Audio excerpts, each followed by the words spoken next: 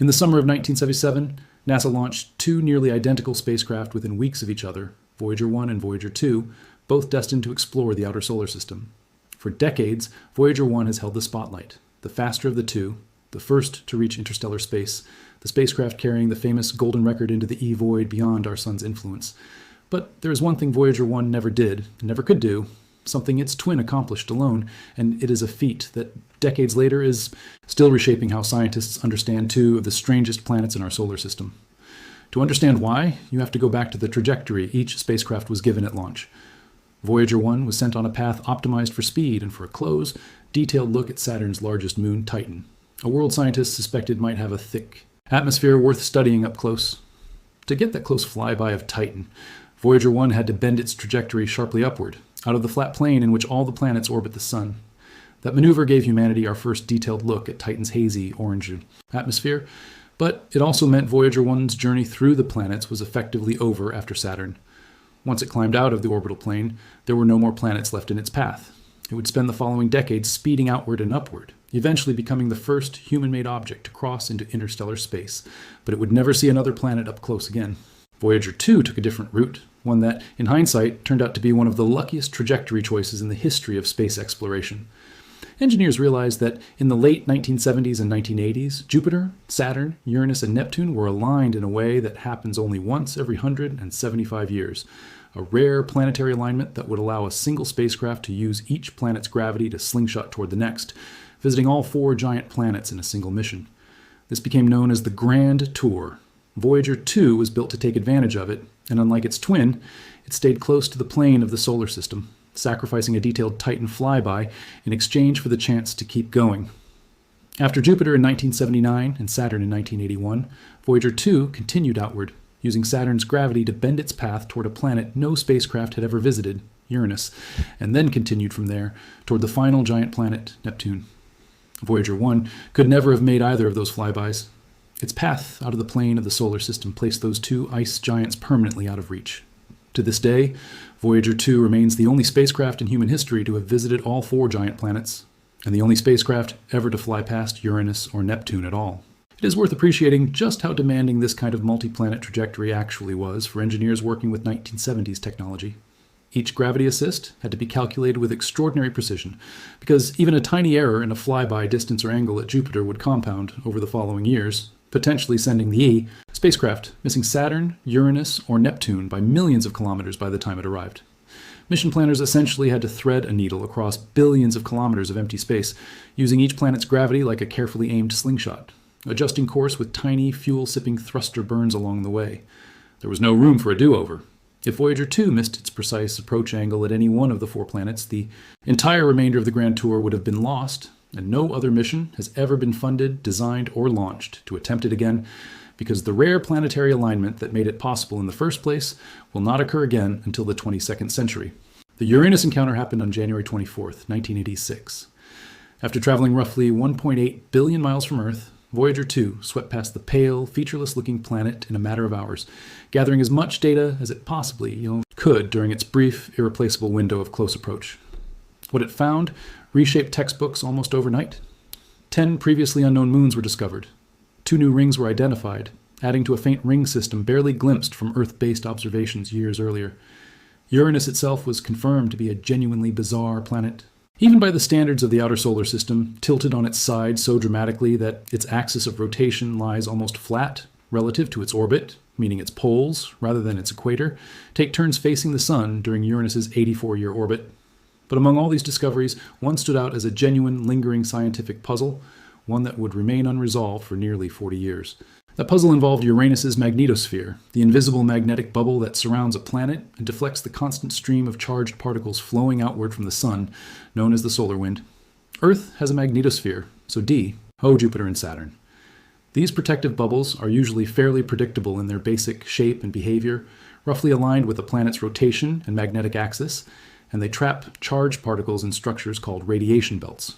When Voyager 2 measured Uranus's magnetosphere, however, nothing about it looked like what scientists expected. The magnetic field itself was tilted an extraordinary 59 degrees away from the planet's rotational axis, and it wasn't even centered on the planet. It was offset dramatically, as though Uranus's internal, magnetic dynamo were lopsided in a way no other planets appeared to be. Inside that strange, tilted magnetosphere, Voyager 2 detected electron radiation belts of startling intensity, second in strength only to Jupiter. Famously brutal radiation environment, a finding that made little physical sense given how comparatively weak and distant Uranus's magnetic field appeared to be. At the same time, the region around the planet seemed strangely empty of plasma, the charged particle soup that usually fills a planetary magnetosphere. It was as if Uranus had, somehow, the most intense radiation belts of any world other than Jupiter, while simultaneously lacking the basic material that should have been feeding those belts in the first place. For decades, this contradiction simply became accepted as a defining, permanent characteristic of Uranus, filed away as one of the many ways this sideways spinning ice giant seemed to break the rules that governed every other planet in the solar system. Textbooks described Uranus's magnetosphere as the most extreme and unusual in the solar system, a planet whose strange axial tilt apparently extended even into its magnetic behavior, because no other spacecraft has ever returned to Uranus, and because Voyager 2's flyby lasted only a matter of hours. This singular brief snapshot became essentially the entire foundation of everything scientists thought they understood about how Uranus's magnetic environment worked. There was no way to check it, no way to compare it against a second measurement, no way to know whether what Voyager 2 saw during those few hours in January 1986 was typical of Uranus, or whether it might have simply caught the planet on an unusual day. To appreciate why this particular contradiction bothered scientists for so long, it helps to understand what a healthy, well-fed radiation belt normally requires. Around Earth and the other giant planets, radiation belts are sustained by a continuous supply of charged particles, largely drawn from the surrounding plasma environment, that get trapped and accelerated by a planet's magnetic field lines. A strong radiation belt generally needs a reasonably steady source of plasma to draw from, in the same way a fire needs fuel to keep burning.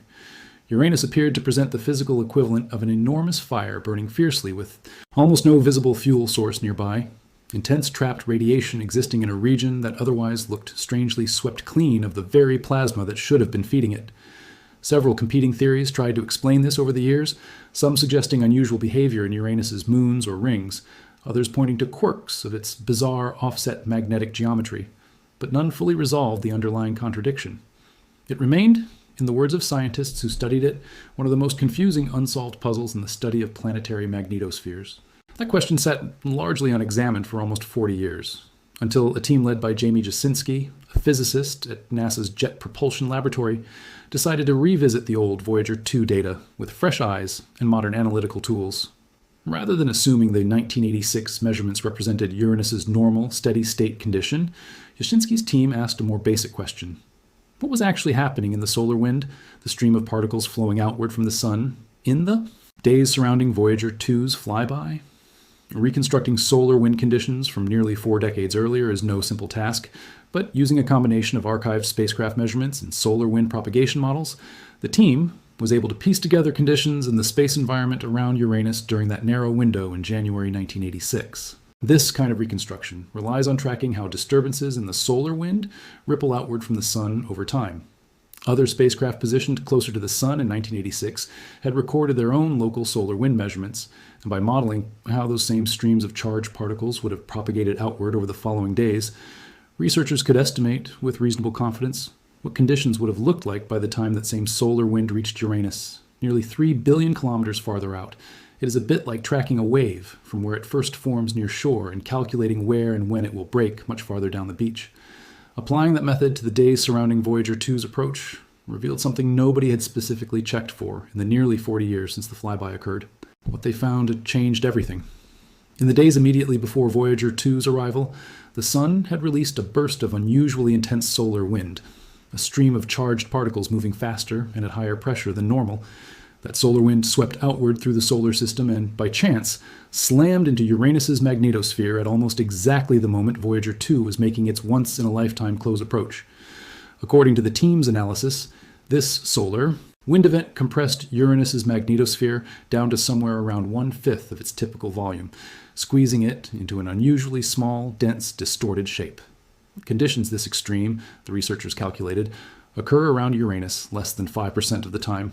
In other words, Voyager 2 did not capture a typical day at Uranus. It captured what may have been one of the most unusual, statistically rare magnetic environments the planet experiences, purely by an accident of timing. That single coincidence, the researchers argue, explains both of the mysteries that had puzzled scientists for decades. A magnetosphere, violently compressed by an incoming solar wind event, would naturally squeeze out much of its resident plasma, potentially accounting for the strangely empty, plasma-depleted conditions Voyager 2 detected. At the same time, that same compression could dramatically intensify the acceleration of electrons trapped within the magnetic field, offering a plausible physical explanation for the unexpectedly powerful radiation belts that had defied straightforward explanation for almost 40 years.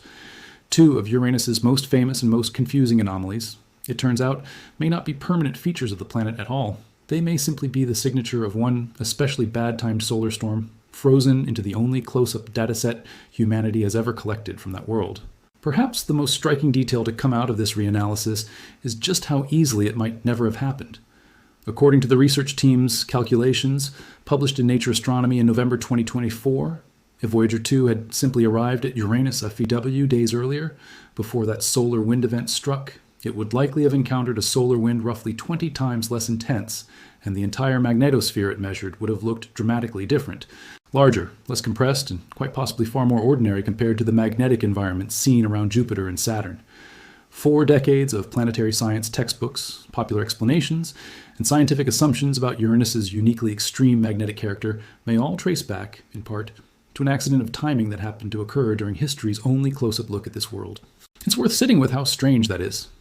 Voyager 2's flyby of Uranus was never going to be repeated on any reasonable timescale. The spacecraft gathered its most critical measurements in a matter of hours, moving too fast to stop, too far from Earth to send a follow-up mission on short notice, and simply continued on its outward trajectory toward Neptune. There was no way, at the time, or scientists to know whether what they were measuring represented Uranus's baseline condition or a temporary, unusual event layered on top of it.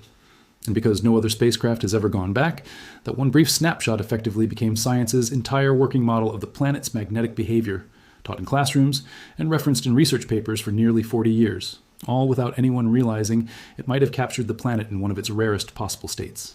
Voyager 2's other unique achievement, its 1989 flyby of Neptune, adds an important piece of context to this story. Neptune, the eighth and final planet from the Sun, had never been visited by any spacecraft before or since. Like the Uranus encounter, this flyby was Voyager 2's only chance. A single brief pass after a journey of over 4 billion kilometers, using the last drops of the Grand Tour alignment that had carried it across the solar system for more than a decade. In just a matter of hours near closest approach, Voyager 2 revealed a world far more dynamic than Uranus had appeared. A deep blue planet marked by ferocious storm systems, including a massive rotating storm nicknamed the Great Dark Spot, and wind speeds that remain among the fastest ever recorded anywhere in the solar system, reaching well over 1,500 miles per hour in Neptune's upper atmosphere. Voyager 2 also gave humanity its only close look at Neptune's largest moon, Triton, revealing active geysers, erupting nitrogen gas, and dark material through cracks in its icy surface, evidence of ongoing geological activity on a moon so cold that scientists still debate exactly what powers it.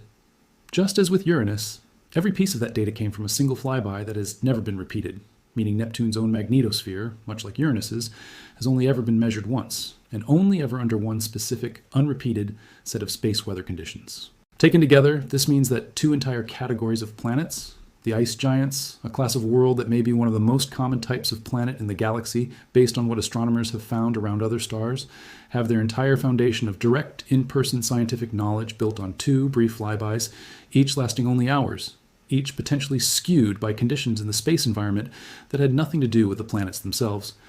It's a sobering reminder of how thin the evidence base can be for some of the most confidently stated facts in planetary science.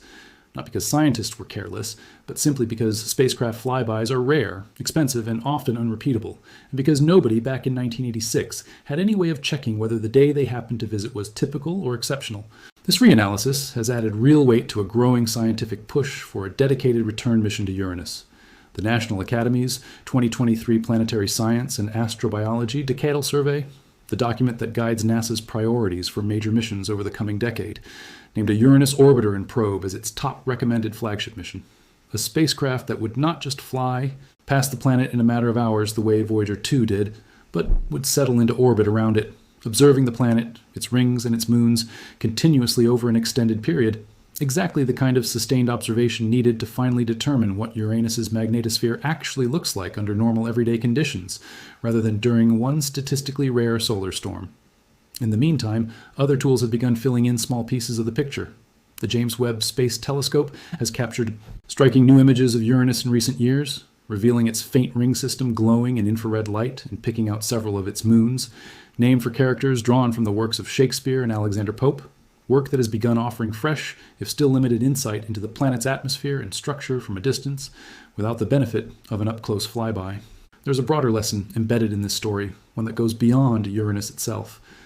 Understanding how planetary magnetospheres behave isn't simply an academic exercise confined to one strange, sideways spinning world at the edge of the solar system. Magnetospheres are what make some planets, including our own, hospitable to a stable, protected surface environment, shielding them from the erosive, ionizing effects of solar wind that could otherwise strip away atmospheres and expose a surface to harmful radiation over geological timescales.